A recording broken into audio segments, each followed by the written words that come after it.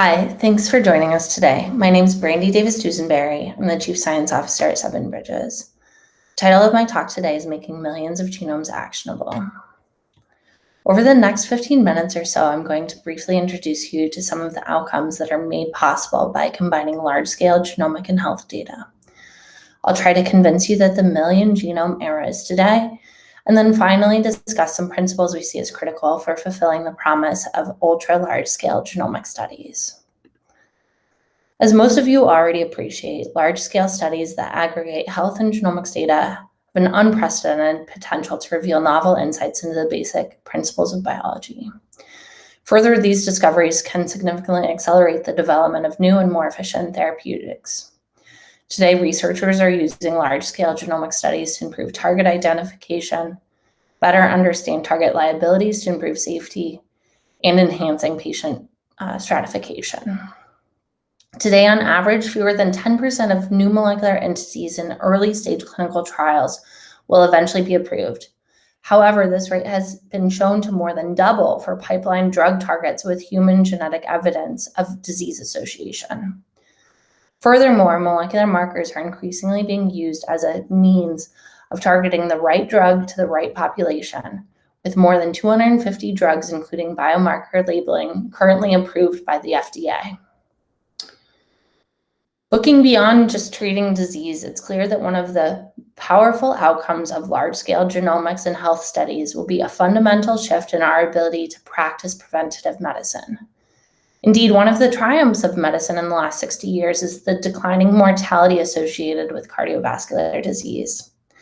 While this can be attributed to a variety of factors, chief among them was the discovery through groundbreaking epidemiological studies, smoking, high blood pressure, and high cholesterol strongly contribute to the risk of mortality from cardiovascular disease.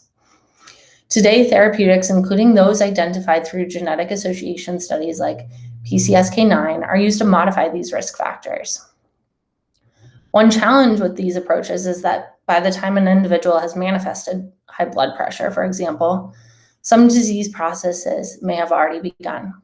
In contrast, if we were able to predict early in the life of an individual their risk of developing a disease, earlier interventions could be contemplated, potentially leading to further improved outcomes.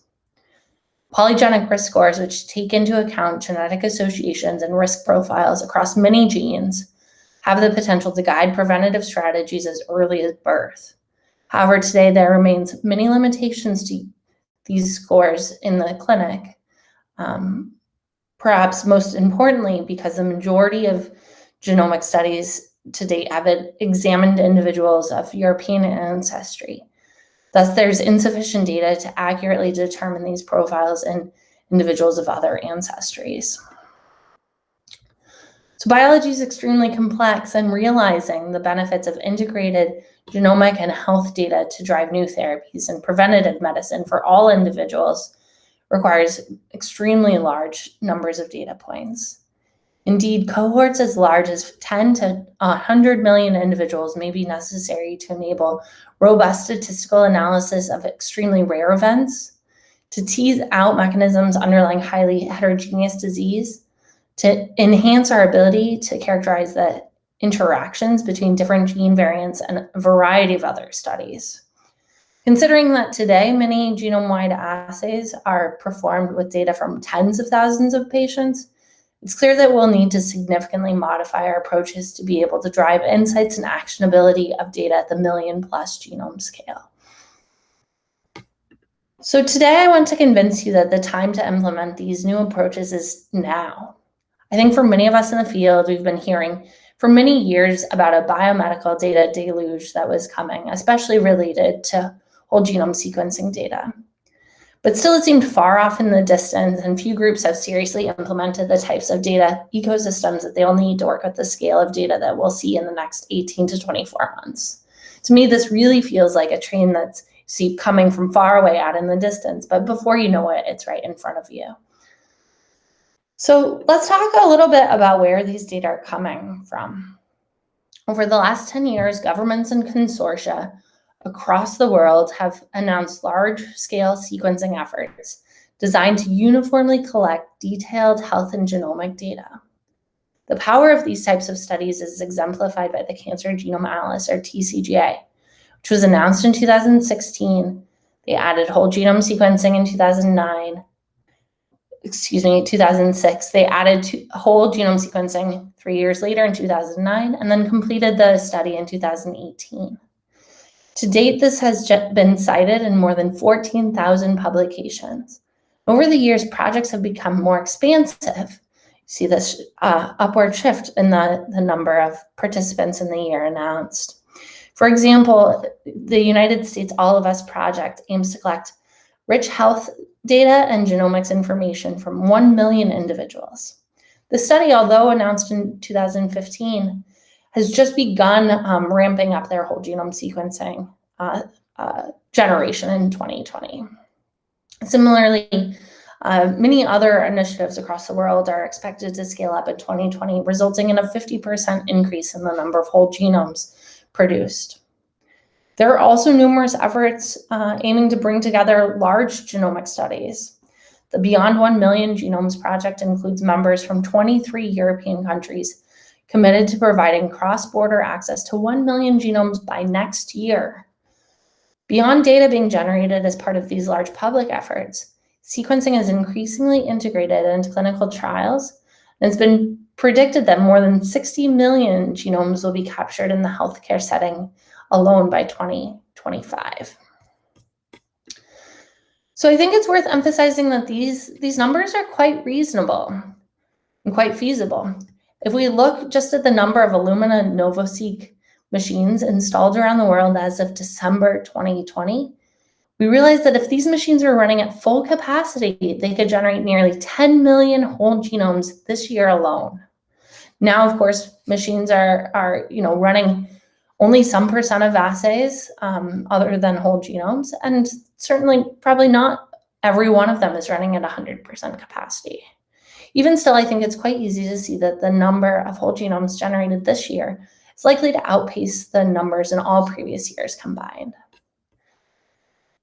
Now, before I turn to some of the key principles that we think about as being critical for working with genomic and health data at scale, and to briefly discuss the ways in which working with whole genome data is different from studies utilizing arrays or whole exome data. So when working with genotype information from arrays, you're typically examining a few million variants, which of course can be expanded by imputation. However, importantly, most of these variants are common variants.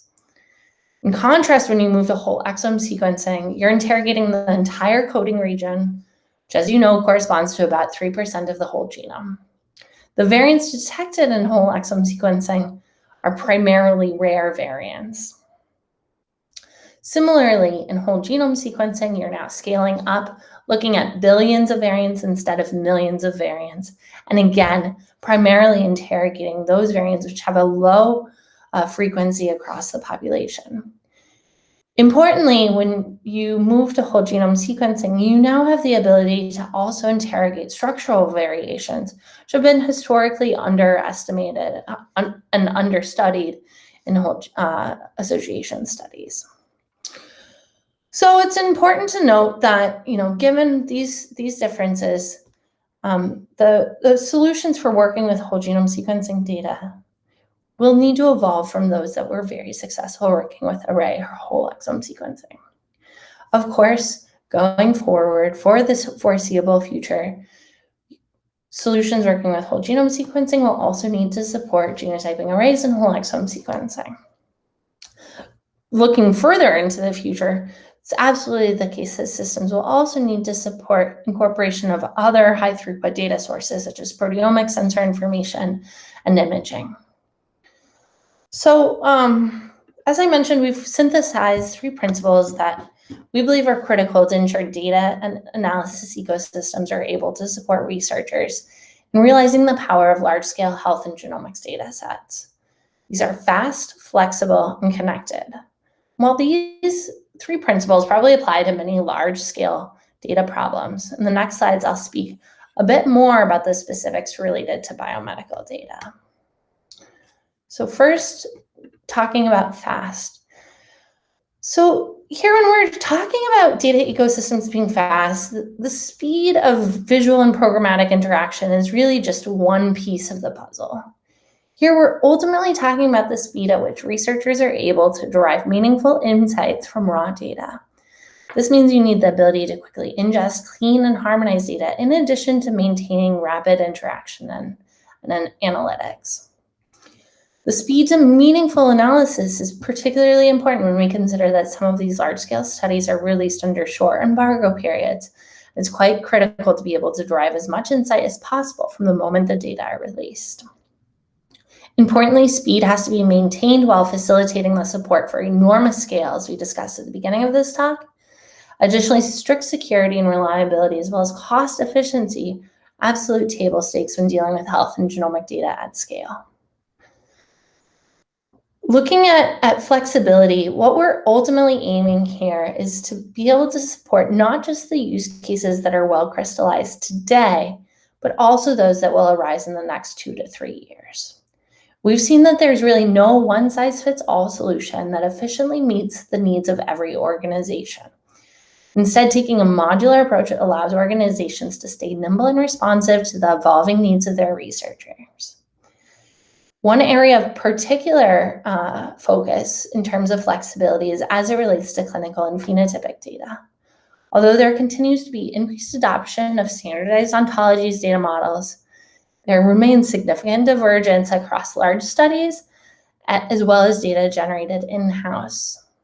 The ability to flexibly support different data models while allowing harmonization and data cleaning is, of course, also highly important to being able to allow that rapid time to insight that we discussed in the previous slide. Finally, it's important that analysts can work with the tools and algorithms that they're accustomed to. They have full flexibility to bring new methods spanning diverse analytical approaches, data modalities to the system as quickly as possible. So the last area I wanted to talk to you today about is connectivity. And here we're really talking about both data and people. As we discussed at the beginning of this talk, many national genomics programs are currently underway. And in many of these cases, there's strict compliance requirements that determine what and how data may be used across geographies. Planning for federated systems that can enable secure and compliant interoperability is critical to efficiently combine and leverage these diverse data sets. The use of increasingly robust community standards such as GA4GH, OMUP, FHIR can significantly accelerate this interoperability across systems. Finally, realizing the full potential of these large data sets requires data to be analyzed and contextualized across the landscape of biomedical knowledge. It's important to not only connect out to rich data sources and knowledge bases, but also to allow internal researchers to easily contribute their findings back to central repositories that facilitate organizational learning.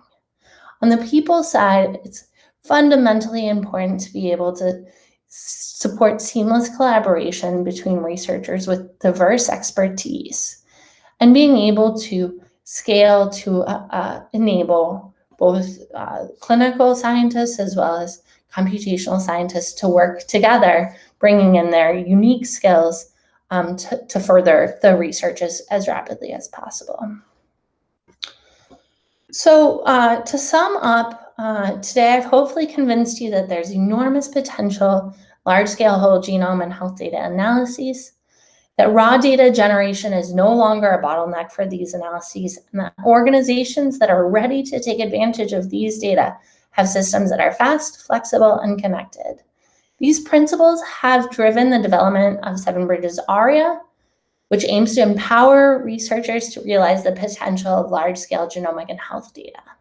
If you're interested in learning more, please drop us a line at www.sevenbridges.com/contact. Thanks for your attention.